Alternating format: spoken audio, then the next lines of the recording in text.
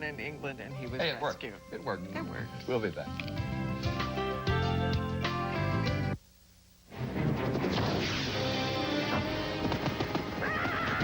OnStar now offers a safer way to make calls on the road. Personal calling. Call Vicki Vale. Hello? Things are heating up. Now, by the entire ABC network. Good Morning America was in progress in the East Coast and the Midwest, but we're joined by the entire network just to show you some pictures at the foot of New York City. This is at the World Trade Center. Obviously, a major fire there, and there has been some sort of explosion. We don't fully know the details. There is one report, as of yet unconfirmed, that a plane has hit the World Trade Center, and you can see that there is smoke there coming out of at least two sides of the building. And as you said, there are two towers, the tallest structures in Manhattan, on the island of Manhattan. We're trying to get people on the telephone to see what more we can learn. We have no idea if it was a plane. Was it in any sense deliberate? Was it an accident? It does seem to be that there is considerable and truly terrifying damage on some of those floors at the top. This angle is a little deceptive. As you know, there are two Trade Center towers, and the second tower there is hidden behind the first. This is really almost the picture postcard of New York City.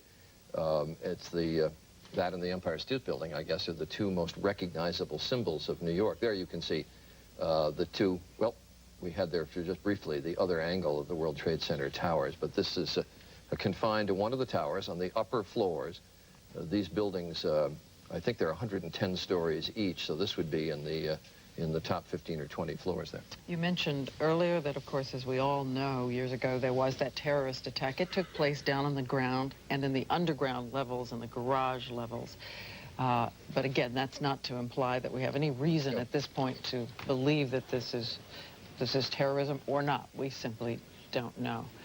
And in just a few minutes, Peter Jennings is going to be joining us from the news desk uptown, where he's going to tell us everything that he knows.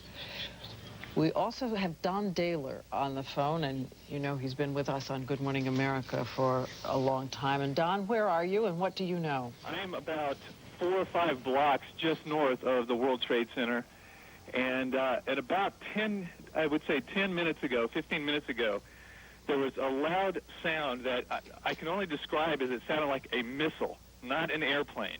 Then there was a loud explosion, and immediately lots of screaming out on the streets. And I don't want to cause any speculation, but that's the only way I could describe the sound, and it was definitely not the sound of a prop plane or anything like that. And am I right? Are you a pilot? Well, I have flown. I do not have a pilot's license. But I grew up on military bases, and I know the sound of jets, and I've been in war zones and heard those kinds of different sounds. So, again, not to cause any kind of undue speculation, but the sound itself was not of a prop plane. It was perhaps a jet, but it could have been a missile as well. Can you give me, was it a whining sound, Don, or what? Yes, it was a how to describe it? It was a high-pitched, but it had a whooshing sound, not like a prop plane. Huh. And you didn't see anything actually in the air? No, I wasn't looking out, but we looked out immediately. You can see quite a lot of damage. If it was an airplane, it had to be huge because it hit way up in the World Trade Center. I would say it's probably a good 5/6 of the way up to the top. There's a considerable amount of flame. There's damage on two sides that I can see. On the very north-facing side, there's where looks like is the largest amount of damage. There's a gigantic hole that encompasses a number of floors. I would say maybe 10 to 15 floors. And then on the left side, which would be the east side, there's considerable damage as well, and lots of flames and smoke coming out of it. You know, I don't know that people outside New York realize it, but these two buildings are essentially cities in and of themselves. I mean, there's 30 to 40,000 people, if I remember the number, and I'm doing this from memory. Yes. Number of people who actually work in these buildings, and this obviously occurred at the time that people were coming to work.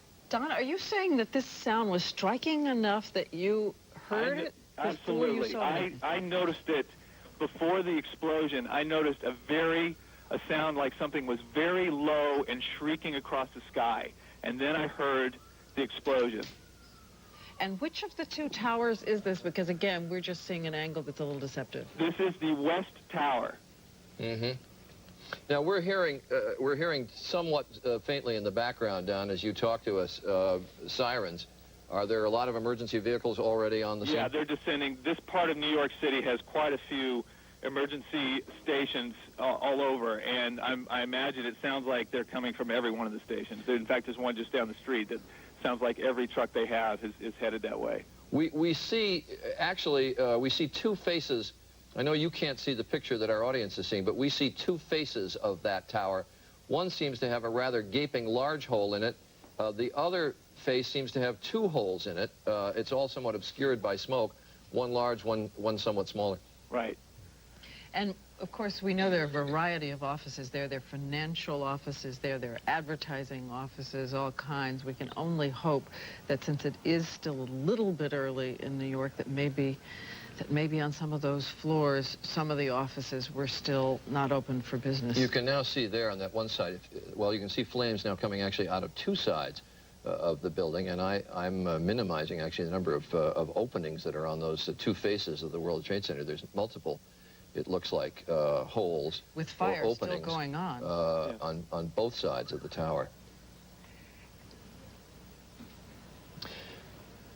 As we've heard before, we said earlier that there was at least one speculative report that an airplane had crashed in, whether deliberately or accidentally, we don't know. And there are continuing reports from people who say that they saw an airplane, one woman saying that she saw a jet going in. So again, Don, a jet screaming that low could be consistent with what you heard? Absolutely. It could be consistent with what I heard. What I know I did not hear was an airplane, any kind of a prop plane. And I think looking at the damage, I don't think there's any way possible that it would have been a prop plane. It's just too much damage to the building. What's deceptive about the World Trade Center is that it is so huge and so tall that the perspective is difficult to get from the ground. But when you look at the size of the hole, and if you look in context at one of the helicopters going around at a lower size, a helicopter is about the size of a regular Cessna, that kind of thing, the body of the plane. The hole is so much larger than that helicopter that it would have to, if it was a jet, I would have to speculate that it would have to be a larger than normal jet. I mean, larger than like a Citation or something like that. It's just such a gigantic hole, and it blew out the other side. And again, these buildings are almost a city block size building. So for it to have blown in this hole on the north side as well as the west side, it had to be a gigantic explosion. Well, obviously we don't know if this was if it was a plane, and I underline if it was. We don't know if it would have been deliberate or accidental. We know so little now other than what we can see from these pictures. But the interesting point is there are a number of small airports around New York where passenger corporate jets or private jets will land and take off. And it's not uncommon, if you have ever visited the World Trade Center, when you go up to the observation platforms at the top, you can look down on airplanes that are either coming in for landings or taking off from New York airports. But all pilots who fly in this area know very well where the World Trade Center is located. All the routes are very far or comfortably far away from the two towers. And not just private planes, too, because with some winds in some directions, even out of the big commercial airports, planes are routed quite close to New York. I've flown in from LaGuardia, even into LaGuardia, but having to go right by the World Trade Center.